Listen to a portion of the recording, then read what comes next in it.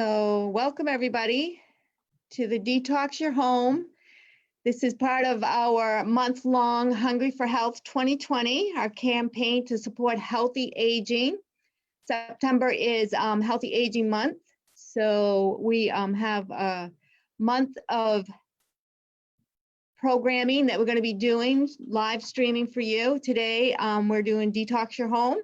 Thanks for joining us. We're going to be starting here in a few more minutes. We're going to be waiting for a few more participants to come on and join us. So we will start the slideshow here in just a few minutes.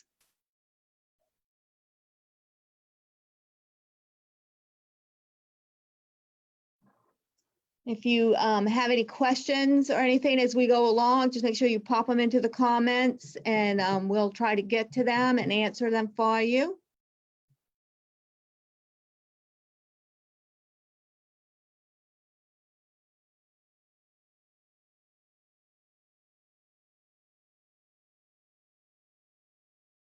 So we'll give it just a few more minutes.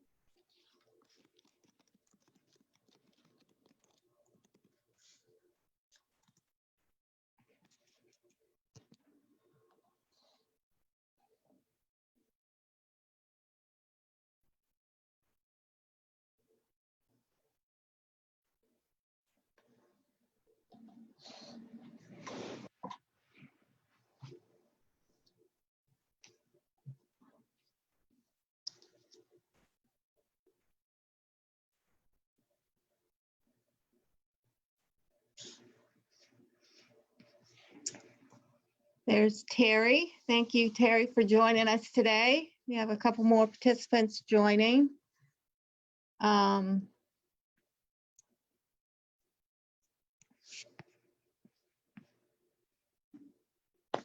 it is 11:36, so I'm going to start the presentation now. So thank you, everybody, for joining us today. This is a Detox Your Home anti-cancer lifestyle program, and it is for our Hungry for Health 2020 campaign to support healthy aging. And we're going to go over some tips getting toxic chemicals out of our life. So this is one of 4 wellness sessions we'll be offering this month. The others are a cooking, qigong, and a home-based facials. If you're interested in learning more about any of those, my colleague Sarah Willett is I put up her email right here on the screen. You can email her and she'll get you set up for the next ones that's coming up. Or you can visit us on our Facebook page, which is a Healthy Acadia. And you can sign up through the events program that's on the Facebook page. So all 4 of the sessions, like this one right here today that we're doing, is entirely free. But we are also wanted you to know that we are fundraising to support our healthy aging programs that we do here in Washington and Hancock County. And that all of the donors who give a donation will receive a copy of a really nicely done cookbook that's made in collaboration with 11 local restaurants in the area and businesses.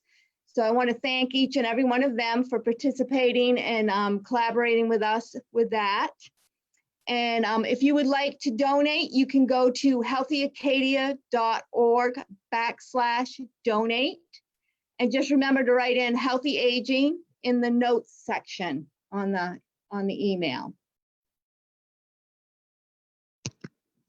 All right, so we're looking at, today we're gonna go over Detox Your Home. It's anti-cancer lifestyle program, and it's about tips of getting toxins out of your life, but also we're gonna be doing a fun interactive little quiz that's kind of informative and kind of eye-opening also. So I want to thank everybody for coming today. I'm going to give this demonstration on the toxics, about chemicals and products we use every day, and how they affect your health, and easy ways to reduce your exposure. I have a couple of fact sheets that go along with the presentation, and if you would like to have a set of them, just drop your email in the comments or chat box, and we'll make sure that you receive them through email. So I first became interested in this issue because I was introduced to the anti-cancer lifestyle program being offered at Yale University at the Smilo Cancer Center while my husband was there undergoing treatments for cancer. I enrolled in the program and became certified in 2009. I wanted to share with you some of the tips that I've learned to keep myself healthy, and also to help my husband stay healthy and fight his battle with cancer. So Yale University has done all the research. So this is a science-based program that we're going to be doing today. So anti-cancer lifestyle is through Yale University, through the Cancer Center, Norwex and doTERRA and the Women's Voice. They all collaborated together for the earth, and a national organizations that work to get rid of toxic chemicals that harm our health. So most people are actually shocked to learn that there are tons of thousands of chemicals out there in products that we use every day. We use on ourselves, we use on our children, we use on our animals, that haven't been tested for safety, and they're causing some serious health problems. All right, so this means that products like household cleaners, cosmetics, shampoos, children's toys, even our cookware contain toxic chemicals that have been linked to most types of cancers, chronic diseases like breast cancer, lung, bladder, kidney cancer, reproductive harm, birth defects, asthma, learning disabilities, and other serious health problems. Now that this is definitely not something you're told at the checkout line when purchasing these products, that they all contain these types of chemicals. So we're going to talk about women's health, and there's a reason why we're going to talk about that. All right, so many, you might be asking, why women's health? Well, women are uniquely impacted by exposures to toxic chemicals. For example, women are greater users than men of personal care products. Women use an average of 9 personal care products each day, exposing ourselves to a mixture of 100 or more individual chemicals. Women are more impacted by chemicals in cleaning products. Gender roles, they have certainly changed over time, but studies show that women are still doing overall 70% of the household housework in an average home.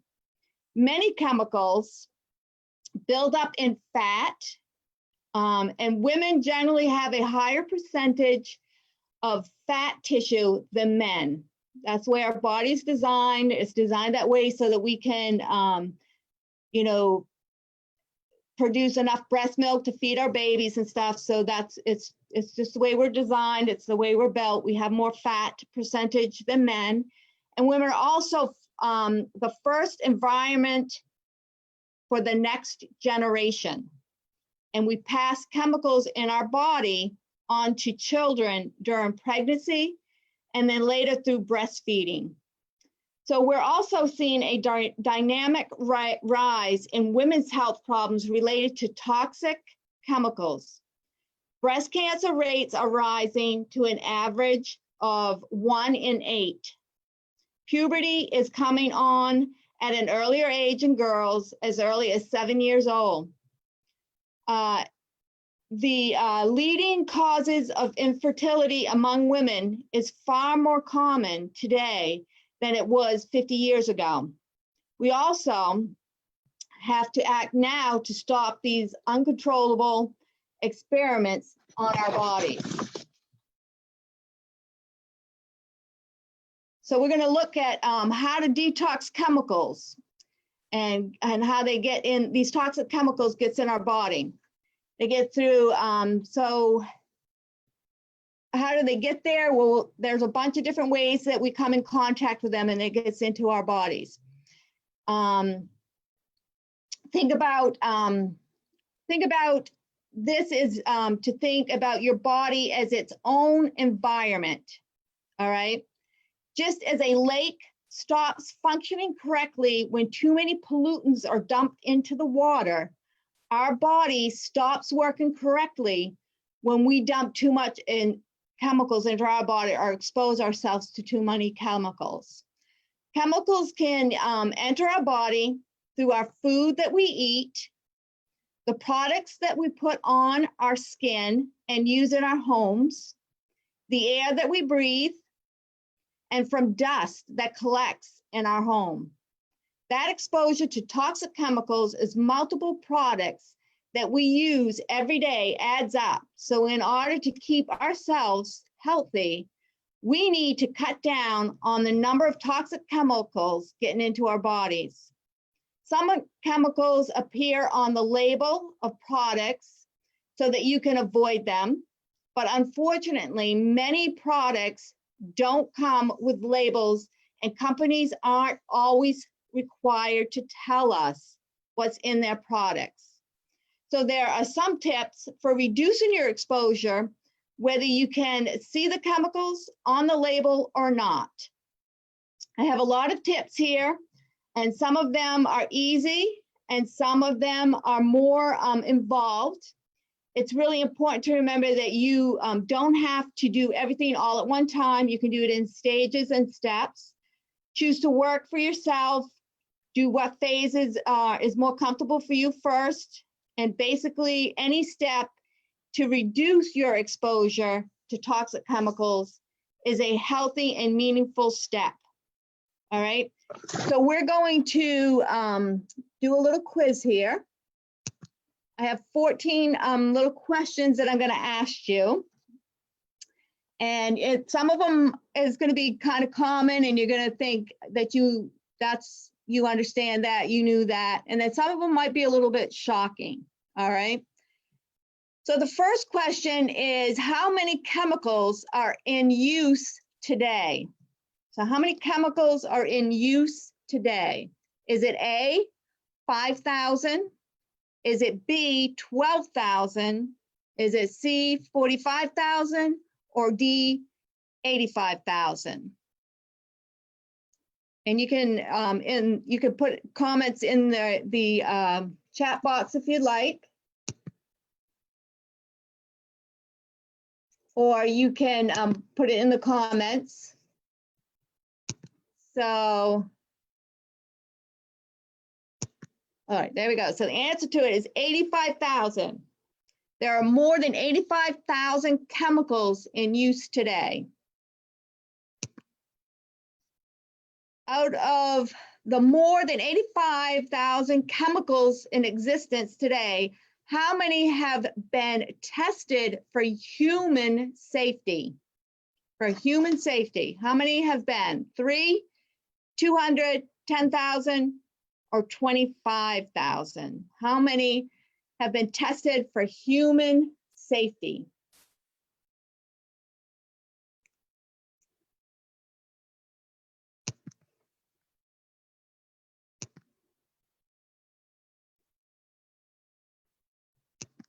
All right, so out of the 85,000 chemicals in existence today, only 200 have been tested for human safety. So that's not very many. If you look at 85,000 chemicals that's in the existence, and only 200 of them has been tested for safety for humans. So question 3, how many chemicals are currently banned by the EPA in the United States? 0, 9, 200, or 1,000?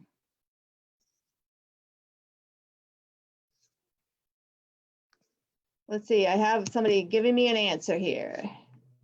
So B, let's see if it's B. It is B, 9. Only 9 chemicals are currently banned by the EPA in the United States. Only 9. All right, so we're not doing too good here, are we? All right, 4. A stay-at-home mom is blank % more likely to be diagnosed with cancer based on quality of indoor air. So is it 0, 22%, 54%, or 90%? And this is based on a stay-at-home mom and she's breathing in the air. We have C. Let's see, what is it? It is C. Over half of them will be diagnosed, stay-home moms, 54% more likely to be diagnosed with cancer based on the quality of their indoor air that they're breathing in. 5, using cleaning products can result in as much lung disease as smoking how many cigarettes per day? 1, 3, 7, or 20 cigarettes?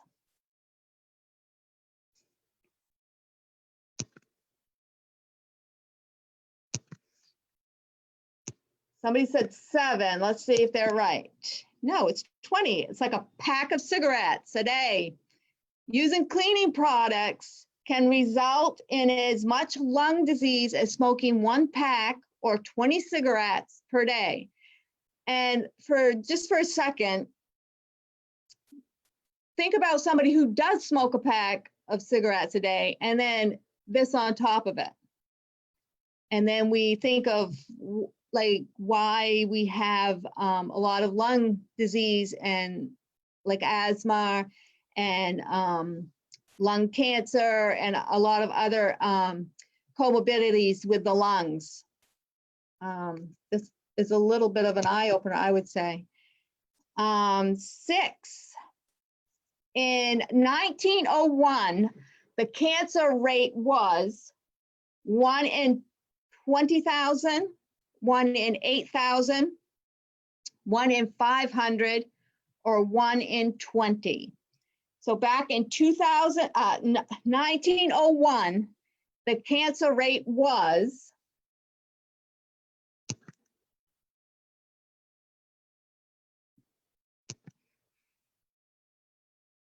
all right, let's see what it is. It was 1 in 8,000. So in 1901, the cancer rate was 1 in 8,000. So 1 person out of 8,000 was diagnosed with a cancer.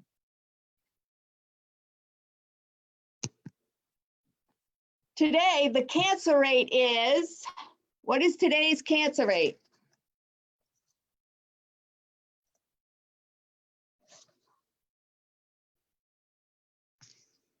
Let's see.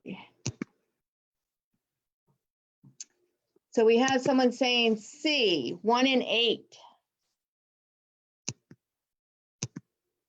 It is 1 in 3. So 1 out of every 3 people today, the cancer rate is 1 in 3. So 1 out of 3 people are diagnosed with cancer.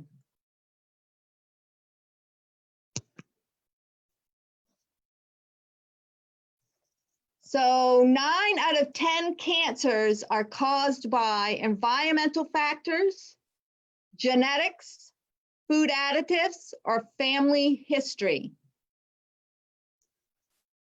So 9 out of 10 cancers are caused by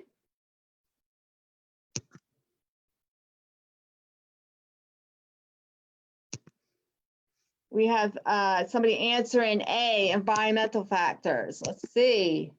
Correct. It is environmental factors that is leading causes of cancer. And you may have a genetic or a family history of cancers. And many years ago, a lot of times it wouldn't, your C cells that you have bond with in your body aren't triggered because of your lifestyle. But now with all of the environmental factors that's thrown in there with it, they'll activate the C cells for that underlying or add to other cancers. So 9 out of 10 cancers are caused by environmental factors. 9, on average, how much money does the average American home spend on cleaning supplies per year? Is it $100, $250, $600, or $1,000? So let's see, it is C, $600. The average American home spends over $600 per year on cleaning products. That's a lot of cleaning products. 10, how many toxic chemicals does the average home contain? So just think about it. Under your kitchen cabinet or in your bathroom, how many different chemicals do you have underneath there? Cleaning chemicals do you have? Or toxic chemicals? It could be out in the garage also. How many toxic chemicals does the average home contain? Let's see, we got somebody coming in with D. Let's see if D is correct. It's C, 62. I found when I did this whole program and when I went home and I started detoxing my home and I did it room by room and I took pictures of all my chemicals, I had more than 62. I can tell you that. There was a few that was duplicated, so I counted them as one. However, I came up with a little bit more than 62. So, but this is an average on an average home. And if people know me, they kind of know that I am a little bit of a neat freak and a sanitizing freak. So that might be why I had a little bit more than anybody else.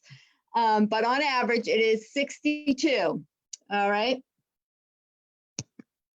So 11, what 2 chemical groups are being studied for their connection to breast cancer? And I can never say these. I know phthalates and parabens, pesticides, fungicides, disinfectants, and sanitizers. Oh, well, that's our answer right there. Yes, they are 2 groups of chemicals being further studied for connection with breast cancer. These 2 groups are often considered hormone disruptors. So they disrupt the hormones. And if you ever heard somebody say, oh, I have breast cancer, it's hormone dependent. So there's a lot of different reasons why that can happen. It can be stress. One of them is different chemicals can disrupt the hormone and cause breast cancer. So 12, how many chemicals are found in the cord blood of infants? So that's like the umbilical cord. How much chemicals, they've tested it, and how much is found there? Pretty shocking, 200. So that means it's passed through, you know, what the umbilical cord supplies blood and food and nutrients to your baby. So 200 chemicals were found in the cord blood of newborns. So that one right there always, as many times as I've done this program and gone through this program and everything, that one right there kind of just hits me right at home. That one does. 13, frequent use of disinfectants equals the increase of what in children? So frequent use of disinfectants, and remember, our kids are kind of going through that, going to school with all this cleaning and cleaning and cleaning and cleaning. So does it raise our kids' IQ, their body mass index, infection, or water retention? What do you think it is?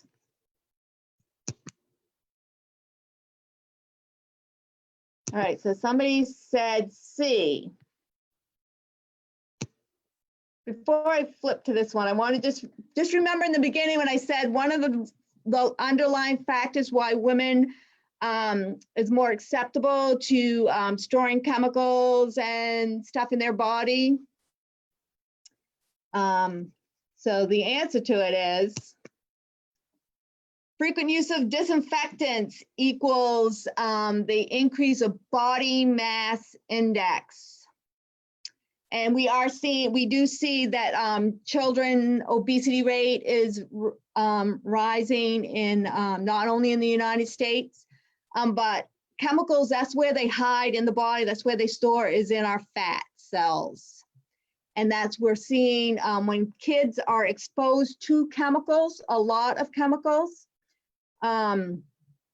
their body mass index goes up because they have to have places to store the chemicals, and so they start storing fat. 14, how many chemicals on average does a woman put on her body every day? So think about your shampoo, your toothpaste, your underarm deodorant, your face cream, hand cream. I used to be a really freak of hand cream. I used to go through bottles and bottles of hand cream. I was kind of addicted to it, like some people are chapstick. And then when I realized what I was doing, it was a hard habit to break. So somebody has said B as the answer, 55. It's C, 168. A woman on average puts about 168 chemicals on her body every day. That is a lot of chemicals.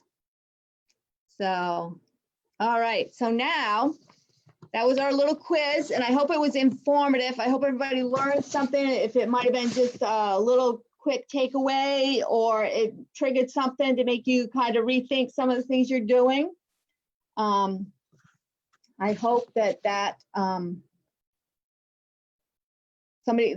was some good tips that you picked up from that. So now we're going to look at in the home. So there's dust, mop, and vacuum regularly to eliminate toxic chemicals that builds up in the dust. So let's start with how to reduce chemicals in our home. Household dust harbors lots of toxic chemicals that shed off on our furniture, our electronics, and other household products. Our exposure to dust is one of the top ways that chemicals gets into our bodies. Unfortunately, the old-fashioned way of using like a feather duster, this doesn't really do the trick. It just spreads it around and puts it in the air. The best way to clean dust are to get rid of it without getting in the air and stuff. Use a microfiber cloth or a vacuum with a HEPA filter.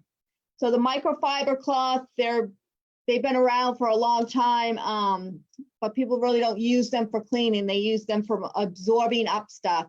Like they usually used to use them in factories and stuff to absorb up spills. but they actually have an antibacterial component in them that actually is a sanitizing and cleaning with just water. So it's like 90%, 99.9% safe to use. And it also is an antibacterial, just like your wipes, but it doesn't have any carcinogenics in it because you're just using the microfiber with water. So you can actually reduce the amount of chemicals that build up in your house just by dusting and removing your shoes at the door. Your shoes can track in some toxic chemicals like pesticides from the lawn, cancer-causing coal tar from your driveway, heavy metals from like lead and other outdoor sources. So go shoeless or have other shoes in your house that you can wear. Let's see. So your food is another big one. Buy organic if you can. Filter drinking water. Look for antibiotic and hormone-free meat and poultries, and avoid canned foods. So fruits and vegetables can come covered in pesticides, but you can reduce that by trying to buy organic when possible. If you can't find organic or it's too expensive, you can look up and this is one of the sheets that I have. It's an environmental work group produces a guide to find out what the lowest pesticides are. It's called like the Dirty Dozen and the Healthy 15 and stuff like that. And if you would like them, a copy of that, just drop your email in the chat or in the comments and we'll email those out to you so that you have them. But it's a 15 toxic, it's a little sheet and it's got like all of them in here, and it's a graph that goes over what chemicals might be in it, where it's found, potential health problem, and then how to avoid it and how to do that. So that's one of them that we have that goes along with this program. If you'd like to have that, just shoot me your email, drop it in the comments or chat.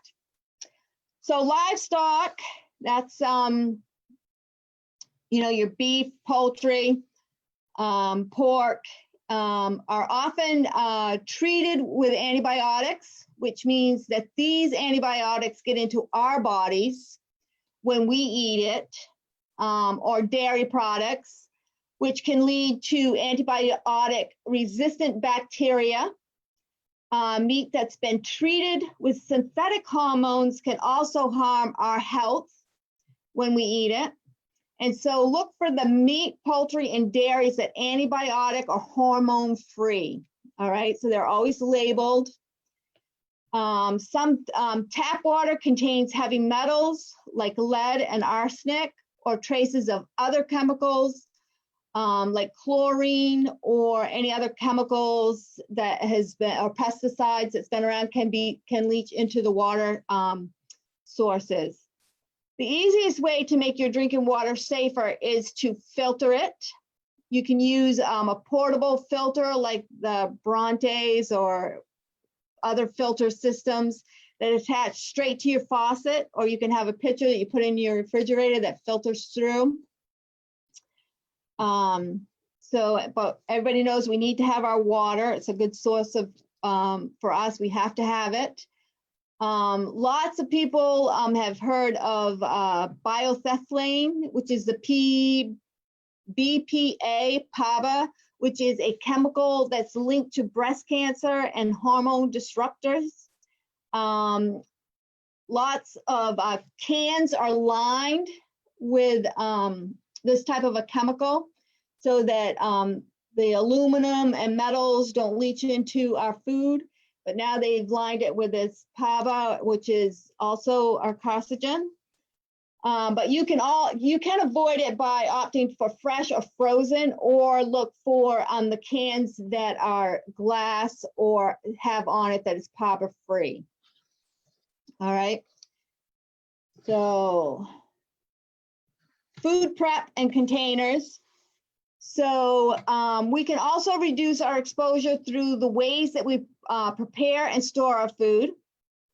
So PABA is also a plastic softener. So we find it in like sippy cups for our babies and our little kids, plastic containers, kids' plastic toys, water bottles. Buy containers like that have the label on it that is PABA free, or you can use glass jars as an alternative. So Teflon. So yeah, this is one that I actually have some experience with. So Teflon or non-stick cookware releases a chemical, PABA, which when it is heated above 450 degrees, it releases this toxic chemical, and it's linked to developmental harm and several different cancers. But we can avoid this by keeping the nonstick cookware at a lower medium heat, or just not use them at all. And I say get rid of them, don't use them, because once they get a little cut in them or scratch in them, that leaches out into your food. It doesn't have to be heated up very high for that to start happening. So if you have a little scratch or a cut in your Teflon, get rid of it, don't use it. And I have a little story to tell you about my experience with Teflon. When my son was younger, he had two very large parrots that was given to him, and he loved them dearly. And we were getting ready to go on vacation, and I told him to go exercise the birds before we leave. So we went up in his room and he let the birds out to fly around and everything. And I was trying to pack, trying to make dinner, trying to do a lot of different things. And I put the Teflon fry pan on the stove to heat it up to get it ready to cook. And the fire alarm went off, and I was like, oh.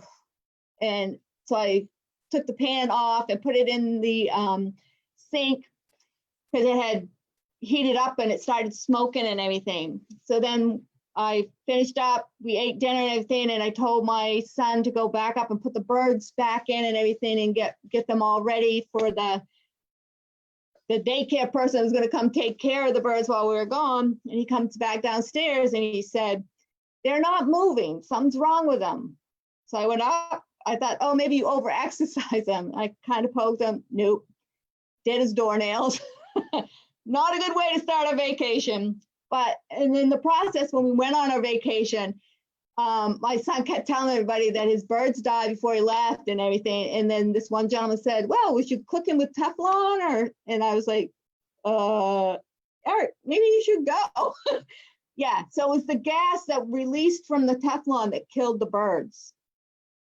So, and that's a true story. And you go on and you read about Teflon, and you will hear more and more stories of how once it gets into your system and you breathe it in, you can't detox your body from it. It's really kind of harsh stuff. So I suggest, as my personal preference is, I switched everything over to stainless steel and cast iron, and I use some glass also. So I would suggest that you maybe rethink that and look at getting some other cookware. So, all right, so cleaning products. All right, so make your own safe cleaning products with vinegar and baking soda, and I have a whole list.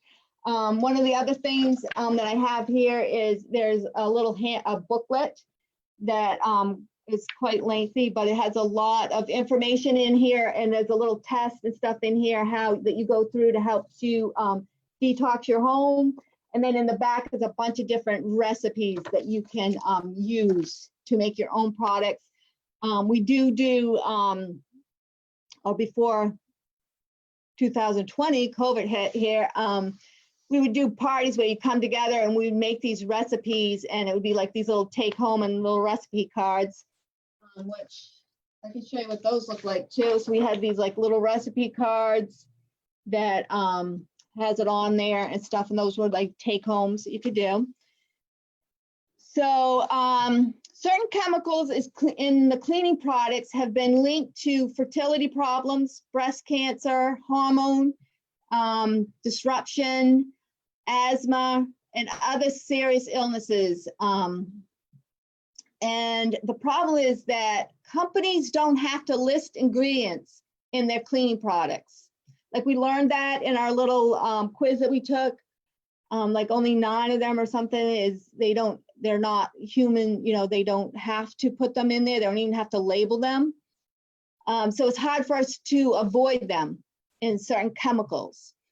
So until we know that cleaning products that we buy off the shelf are safe, we can make our own with non-toxic ingredients like vinegar, baking soda, use the microfiber towels. I actually have a green cleaning party kit, and I don't have to do it. I can give the kits out to people and they can kind of get together and make their own or do it with your kids. It's a real fun thing to do with kids. That has everything that you need to get you and your friends or your family together and mix up your own safe, healthy cleaning products. And it reduces. One other thing that I want to also take a few minutes just to comment about is air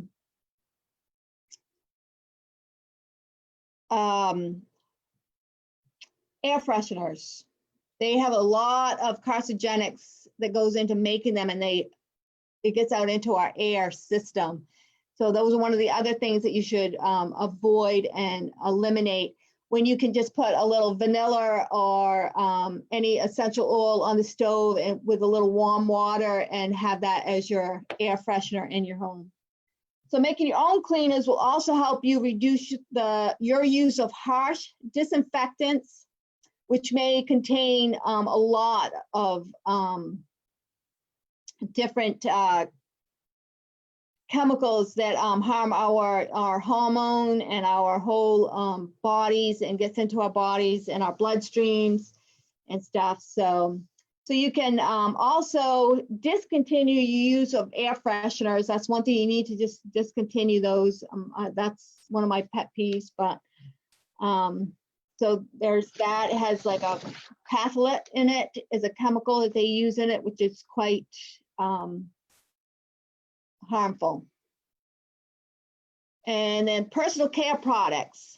So, and there's a little website right here that you can go there and you can find out what products you have and what chemicals are really in them and see what you can replace them with. So it kind of helps you phase out of one product, but be able to have another product to replace it with. And you can do it slowly and over time, because cosmetics and stuff are very expensive. So don't go cleaning out your whole cosmetic counter and then have nothing, and it'll be thousands of dollars that you're throwing away. So just do it slowly and eventually start phasing certain ones out, and go onto this web page and start looking at what you have and how toxic it is or not. And how many personal care products did you use in the morning? How many of us? I don't know. I used 11 products this morning. So take a minute and kind of count up how many products that you used this morning. And don't forget things like your toothpaste, your deodorant, soap counts as personal care. Okay, so a scary thing is that FDA doesn't even have the authority to test these products for safety before they hit the shelves. All right, so they don't, that's not under their authority. All right, that means that companies can legally put harmful chemicals in products that we put on our body. All right, the first thing you can do is look up how safe your current products are with the little web page that I have there on the screen, and slowly start giving your personal care products a safety makeover. All right, the first thing you can do is look up how safe your current products are. All right, the second thing that you can do is avoid fragrances. Synthetic fragrances can be made up over 100 different chemicals. And the fragrant ingredients aren't required to be listed on your labels. So it can be 100 different chemicals, but they don't have to list it. They can just say fragrance of lemon or whatever. So common fragrances has the phthalate in it. That's PHTHALATES. And it's linked to reproductive, developmental harm, and a bunch of different other cancers it's linked to. All right. So, and it is one of them that is one of your higher risks that links you to breast cancer if you're female or male. Males get breast cancer too, so they're included in that also. And then there's at the salon.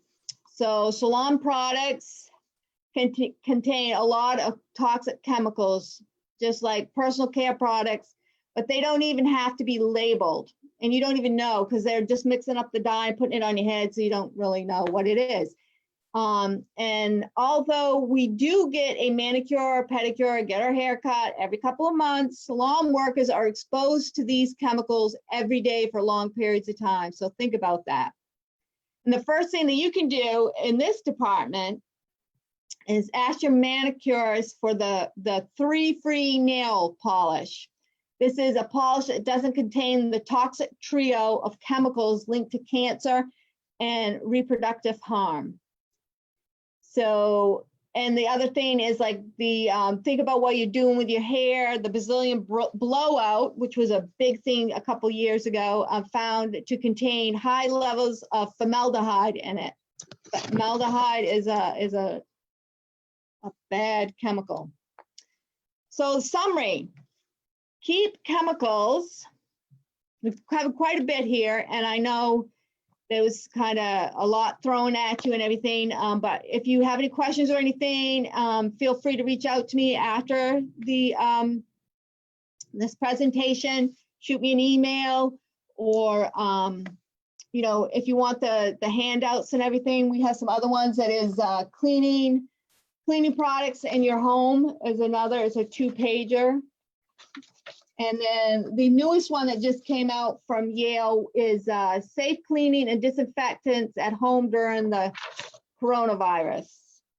And that one's, it's kind of a fun little infograph. And then there's toxic chemicals, 10 steps to reduce your exposure. So if you'd like those, let me know. But just for a summary was to keep chemicals out by dusting, vacuuming, taking off your shoes at the door. Go organic, hormone and antibiotic free. Ditch canned foods and filter your water. Avoid plastic containers. Turn down the heat on Teflon, or don't even use it. Or cook with other materials like stainless steel, ceramic, or cast iron. Make your own cleaners, ditch air fresheners and dryer sheets. They're the dirty sheets, dryer sheets are. I have a whole sheet on that too. So if you'd like that, let me know, drop a little comment. Give your personal care products a makeover. That was the webpage that you can go to and start looking at your products and where they are listed. And choose safer products for yourself and your manicurist or hairstylist. So that is the presentation. And I know all of this information can be overwhelming and it's hard to take in all at one time. The bottom line is that we shouldn't have to worry whether products we are using in our home and on our bodies contain chemicals that might be linked to harmful you know, diseases and cancer. Companies should be required to ensure their products are safe before they hit the shelves. So we can't just buy our way out of this. We all got to kind of work together and be responsible consumers of what we're buying and using.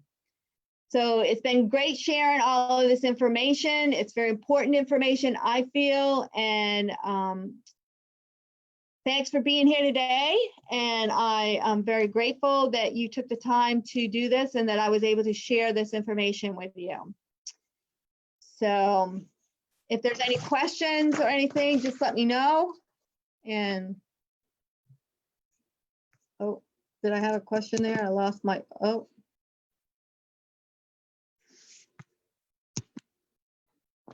So if you have any questions or you want to get in contact with me, I work for Healthy Acadia. I'm a cancer patient navigator and a community health program manager for Healthy Acadia. My office is right here at 21 Court Street in Machias, and my email is right on there, angela@healthyacadia.org. Those are my numbers. You can call the office, and when it prompts, you can put in 103, that's my extension, or you can call me on my cell. And I'd be happy to help you out in detoxing your home, or there's the anti-cancer, it is a four-pronged.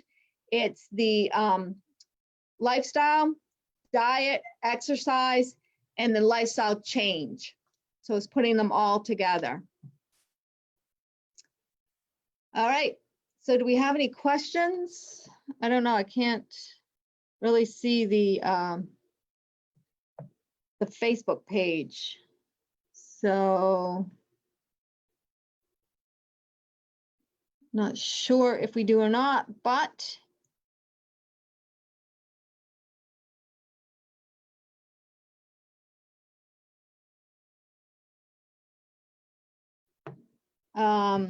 you can always get a hold of me. That's my contact information. And if you have any questions or if you want any of the handouts that I kind of went over, please feel free to reach out to me and we'll make sure that you get them. If not, have a great day and enjoy this nice fall weather that we're having. And next week, we'll have another session. Look on our Facebook page or contact my coworker, Sarah Willett at healthyacadia.org. I think it's Sarah at healthyacadia.org, and she can set you up and give you all the information and the links for Zoom or on our Facebook Live. All right. I'm gonna.